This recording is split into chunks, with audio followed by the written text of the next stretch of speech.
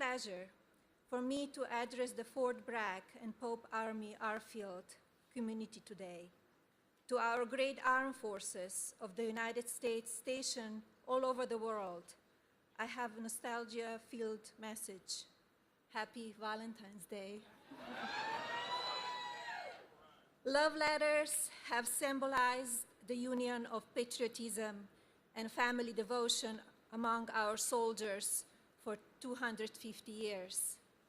The harmony of love of country and love of family is what makes us uniquely American.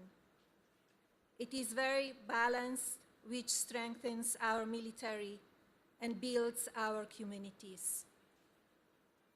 And now, it is my distinct honor to introduce your Commander-in-Chief, our leader who maintains a mission of peace through strength, President Donald J. Trump.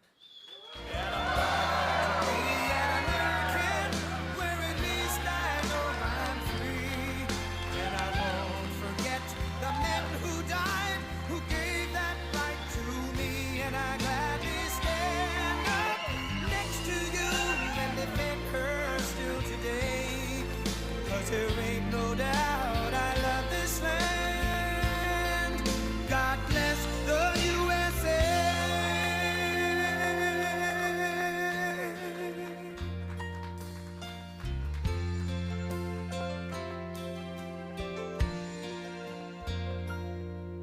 From the lakes of Minnesota to the hills of Tennessee.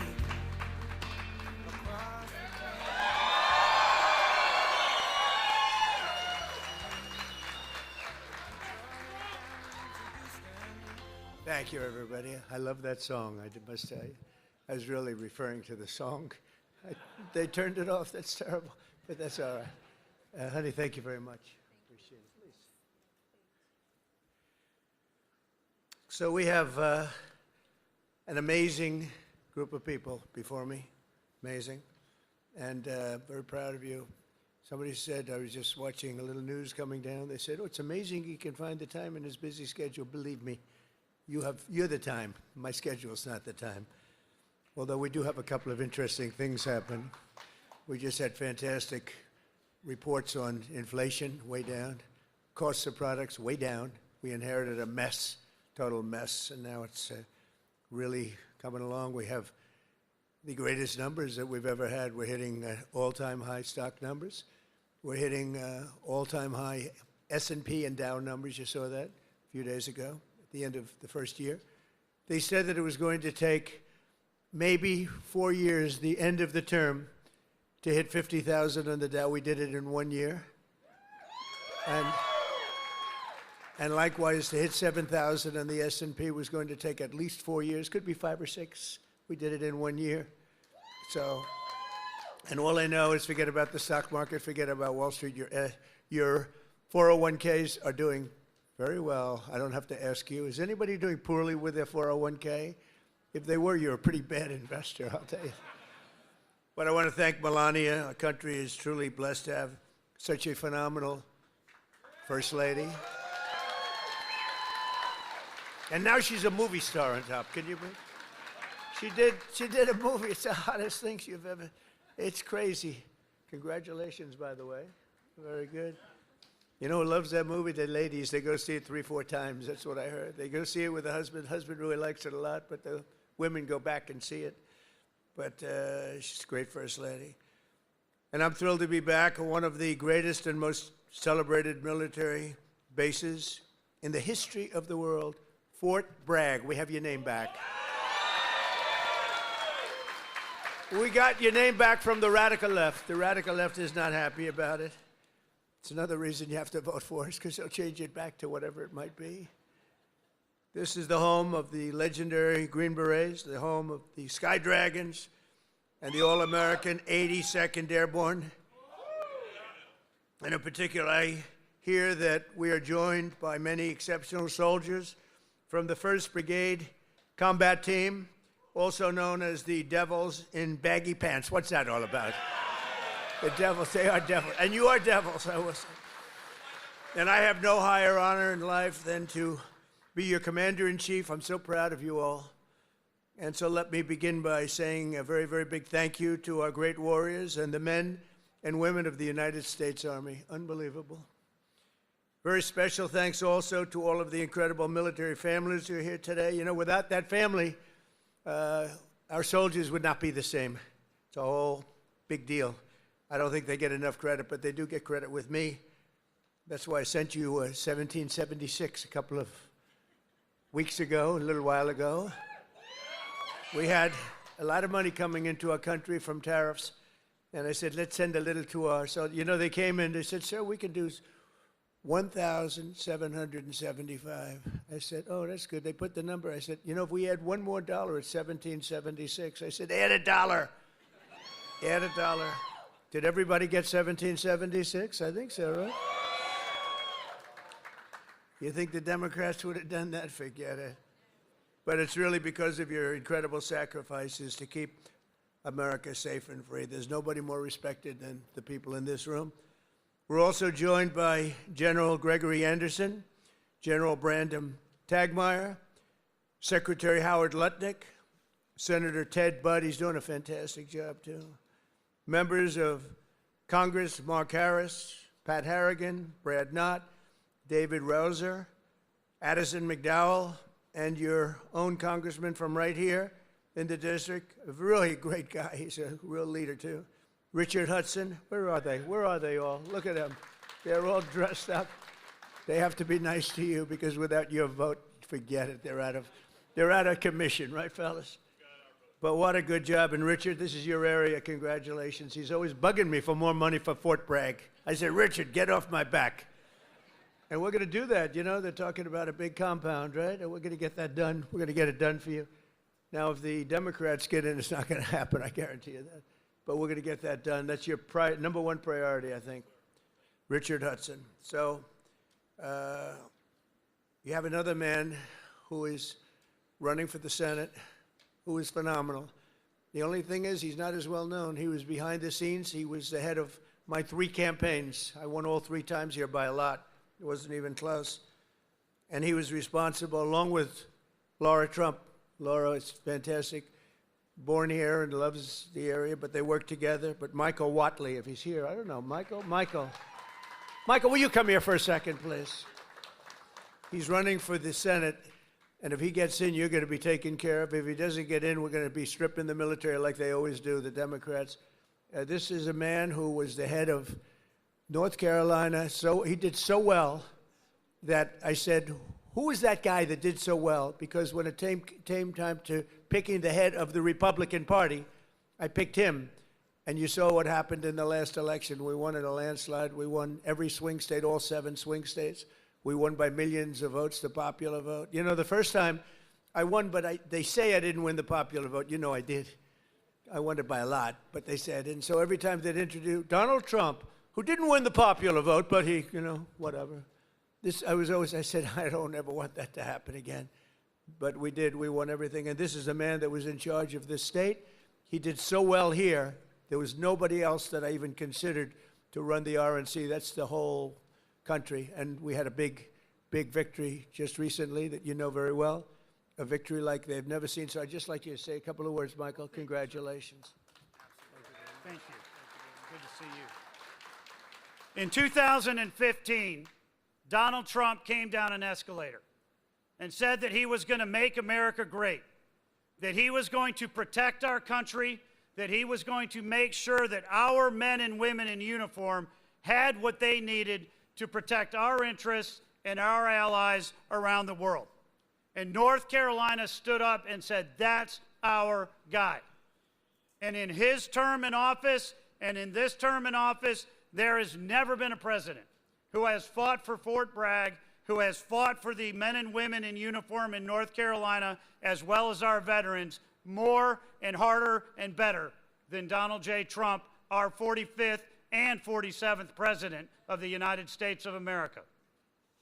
I am thrilled that he has asked me to run for Senate in North Carolina and is giving me an opportunity to represent you and to fight for you and every other base that we have in this great state to protect our interests, to make sure that America and our allies are going to be protected. Because the highest, most important function for any government is to keep its communities and its citizens safe, and we have the best president right now to do that, and I am honored to be with him today. Thank you. Thank you, Michael. Thank you. And the word is he's doing really well. But when I heard they were taking the name Fort Bragg off, I said, no, they're kidding. That's not gonna do. They did. They took the name off. We got it back very quickly, but they took it off. And if we don't win the midterms, they'll take it off again. They'll take it off again. You can't let that happen. And this man is exceptional, I'll tell you right now. So with the help of everyone in this room, America is the strongest military on the face of the earth. We rebuilt it. We really did. We rebuilt it in my first term. We had a great first term. We had the best economy in history, but this is blowing it away. But we had a great economy in the first term. We did everything, but we really created a tremendous military. Now, some of it was given away, actually a lot, but small compared to what we did to Afghanistan. You remember that, where they left all the military equipment behind? We wouldn't have left anything. We would get out with dignity and strength, respect. We looked like we were running. We don't run from anybody. That was a Biden embarrassment. What a terrible president. But we came back, and we already have rebuilt our military to stronger than it was even then.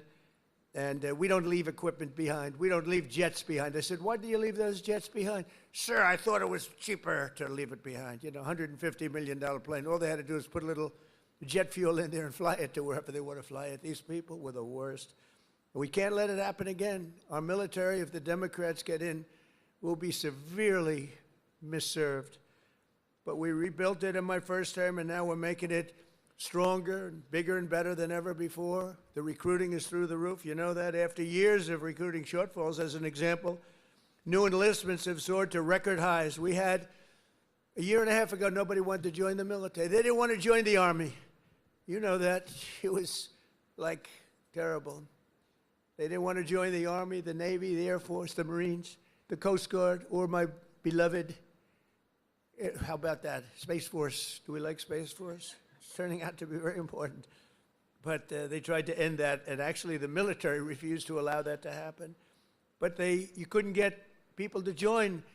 And as soon as we won the election, that election took place on November 5th. From November 5th on, it was like a miracle. Now we have waiting lists for every branch of the military, waiting lists of people to get in. In other words, your jobs are wanted by everybody. And isn't that a better feeling? I'm looking at the smiling faces. We've got a lot of smiling faces. You should be smiling. Last year, the Navy and Air Force and Space Force all surpassed their recruiting goals by 5 months early, and the numbers are through the roof. In fact, it'd be a very good time to expand. You know, it's a good time to expand. But the Army did even better than the others, and you shattered your annual recruitment by almost 5 months and lots of days, but more importantly, the number and the quality of recruit has never been higher. This year, the Army is beating its recruitment goal by 116%, and I'm very proud of that. I was very embarrassed for a period of years as I watched how badly this country was run, standing outside and hearing constantly that we couldn't get people to join our great forces. We ended the scourge of political correctness in our military. We renamed the Department of Defense to the Department of War. Think of it, we won World War I. We won everything. World War II, and everything before, during, and a little bit after, except we fought a little bit differently. We fought to be politically correct. We were a politically correct force with the presidents. But now we have a real force, and you see that with what we did in Iran with the B-2 bombers. A lot of you were involved in that. And what we did recently in Venezuela, nobody ever saw anything like that happen. A Venezuelan general who was on the site, but he moved out fast enough that he lived, because most of them didn't. But he was on the site. He said, we were totally prepared. We saw the planes coming. We saw everything coming. You know, they're a good, strong force. And he said, we got hit like nobody's. They were hit from 17 different directions. They said, there's never been anything like that. It was over in like literally a minute. Everybody was running for the hills. And that's what we have. We have the strongest military in the world by far. We have the best equipment.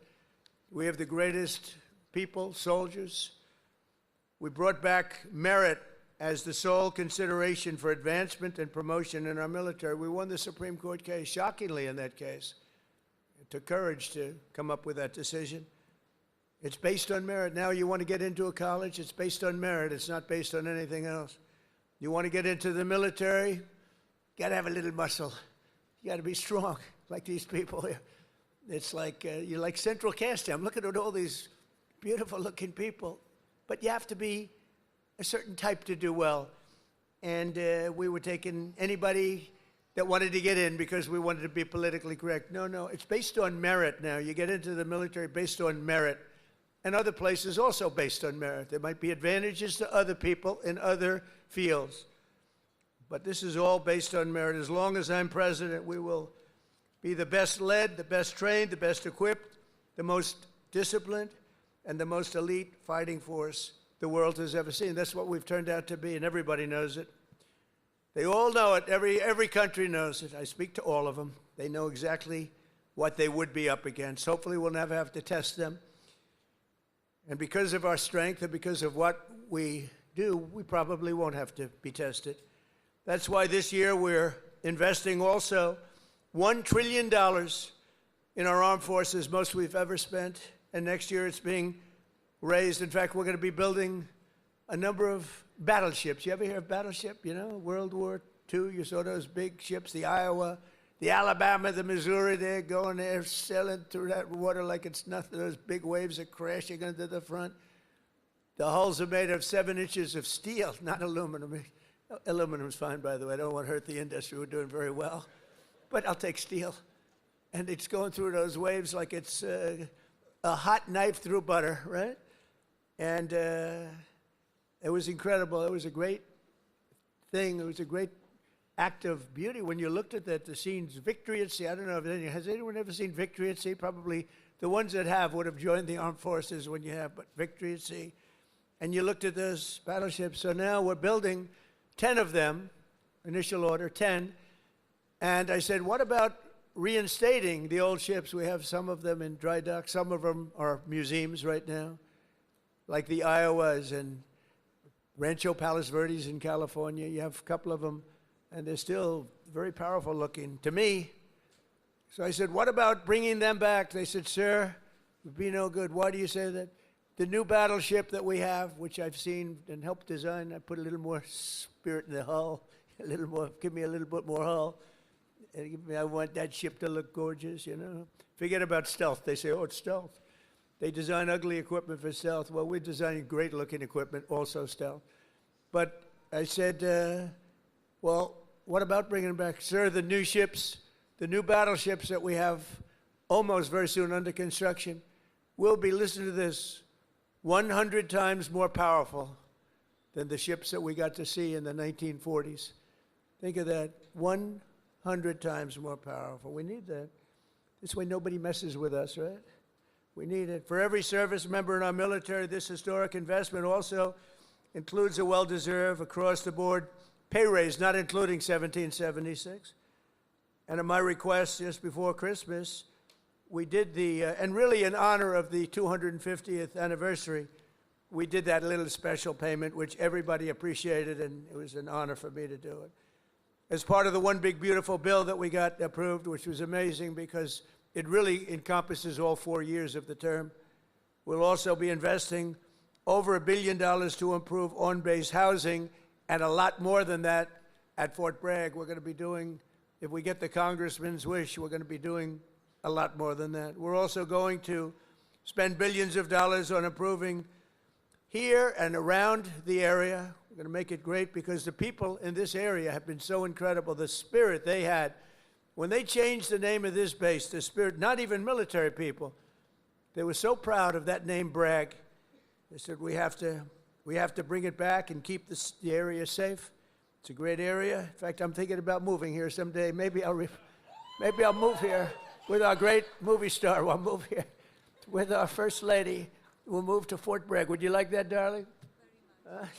She loves you. It's a possibility.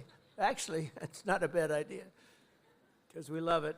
But we want to keep this area safe, and we can't do that without the leaders, and your ex-governor is not one of them. It'd be a disaster if he got in. And one of the things that I just mentioned and saw, you saw the monster that killed an innocent young Ukrainian girl a couple of months ago, slitting her throat from behind. And this was the man, the governor, that allowed this man to get out and to do that. We don't do that. We don't do that. Everybody knew he was trouble. Many, many crimes, one of the worst pasts I've ever seen. And she sat down, she had her throat slit. And that's not going to happen with Michael Watley, that I can tell you. So I just want to tell you it's very important because our military has to be protected. Our people have to be protected. And they will decimate our military. Every time you come in as a Republican, and a lot of Republicans, they come in, they don't do anything about it. I do beyond what anyone's ever done, not even close. To give you all of the equipment you need, we're also purchasing 30 new and modified Abrams tanks. Still the best tank, right? Still? It was named in honor of Stacey Abrams. Only a few very political people would understand that. Congratulations. Thank you very much for a great name, Stacey. But brand new Abrams tanks, 48 new Black Hawk, Chinook, and King Stallion helicopters, the best in the world, the latest equipment, and 86 armored multi-purpose fighting vehicles, all of the things that you've been wanting to get, all brand new. And we're going to be reviving our strength. We're going to be doing many other things that nobody thought was even possible.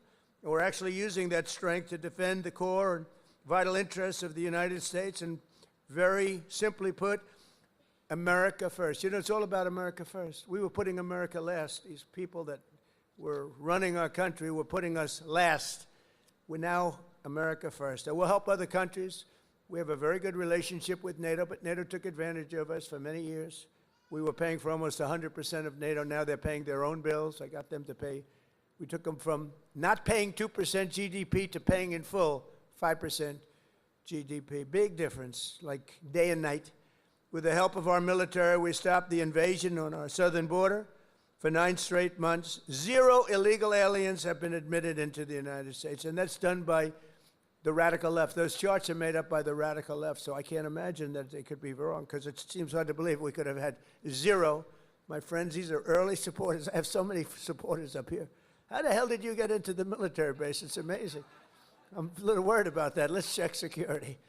But no, I have so many. You know, I have women from North Carolina. It's about 50 or 60 of them. And they followed me all over the place. Where are they? They got to be here. Oh, yeah, there they are. They're great. Oh, there they are. There are sometimes 50. And I don't know what the hell's going on with their husband, because they're, you know, traveling to California. They're all over the place. But they've gone to almost 200 rallies. And it's so great. It's so great. We have Susie Wiles here also, who's the first female chief of staff, and she's done a fantastic job, and she's standing right next to those great patriots from North Carolina. No, they would go all over. It didn't matter where I was. Sometimes I'd see them, like, I made a speech in London. They ended up being, they must be pretty wealthy. That's all I know, because they do a lot of traveling. But thank you very much for being here and for your support for years, because they were there right at the beginning. 2015, even 2015, before we started. Some of them were there before I even announced. They said, he'll be a good president. We need a good president. But they're amazing patriots. Thank you very much. Appreciate it. And last summer, I ordered devastating strikes on Iran's key nuclear facilities and something that was called Operation Midnight Hammer. That's exactly what it was. 1 o'clock in the morning at midnight with no moon. You couldn't see a thing. And I got the message, sir, they have entered Iranian airspace. And I got to see it all take place. It was amazing. The B-2s, the flying wing. And I didn't understand the B-2s until then, but now I understand them very well. So does he. We just ordered a lot more. The super-duper new model, right? But they flew in. They were totally undetected. And those pilots, I met the pilots. I had them down to the White House, the Oval Office. I gave them all medals, actually. And I said, did you really like doing this stuff? You know, they're flying into very hostile territory. And they said, sir, we couldn't wait. In fact, they wanted to wait. You saw that what was happening. People wanted to wait, and the pilots and their commander called me and said, sir, we're ready to go. Don't worry about that. That weather's nothing. We want to go, sir. We want to go. Now, if it were me, I'd say, take it easy. Let's relax. But, you know, you people have a lot of courage. Amazing, amazing. So we gave them medals. But that was Operation Midnight Hammer, achieving total obliteration of the Iran nuclear potential capability, totally obliterated. And think every single one of those 100,000-pound bombs hit its target, which happens to be an air shaft that goes directly into the facility. I don't think they'll be building air shafts anymore. That's not a good concept. They wanted to get a little air. They wanted to get a little fresh air. It didn't work out too well. No other country on earth could have done what we did. No other country has the weapons. No other country has the skill. No other country has the guts. And no other country has the extraordinary warriors that we have. We have the best warriors in the world. Because you can have the greatest equipment, but if you don't have the warriors, the equipment doesn't mean much.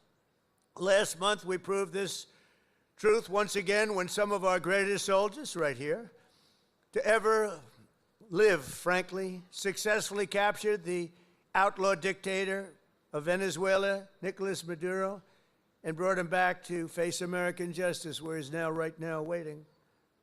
And that was an amazing night. People saw that. They've never seen anything like it. You know, it's a pretty military country. It was a big base, one of the biggest bases in South America, where he lived. And it was in a matter of minutes before he was on a helicopter being taken out of there. They had to go through steel doors. The steels were like, it was like paper mache. You know what paper mache is? That's weak paper. These guys blasted through every door. They got up to him before he got to the big safe, but that wouldn't have worked either because they had equipment that was going to knock that out in a matter of minutes. But he never got there. It went so fast. Think of it, in a matter of minutes, when people realize what happened, they're looking up and there's the helicopter heading back to aircraft carriers. So that night, the entire world saw what the full military might of the U.S. military is capable of. And that was an unbelievable operation, but that was a smaller operation. But it was so precise, so incredible. Nobody thought a thing like that could happen. They even talk about the discombobulator because they never got a shot off. The Russian equipment didn't work. The Chinese equipment didn't work. Everyone's trying to figure out why it didn't work. Someday you're going to find out. But it didn't work. It's nice when you can fly in and not get shot at.